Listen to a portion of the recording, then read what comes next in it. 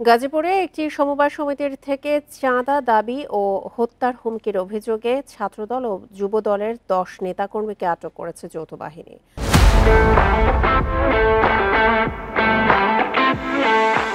রবিবার বিকেলে সিটি কর্পোরেশনের পোড়াবাড়ি এলাকা থেকে তাদের আটক করা হয়।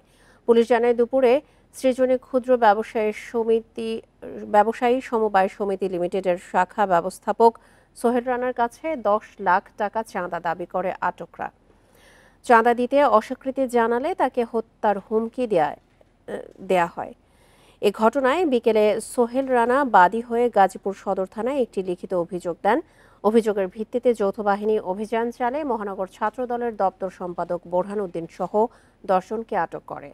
তাদের বিরুদ্ধে আইনগত ব্যবস্থা প্রক্রিয়াধীন বলেও জানিয়েছে পুলিশ।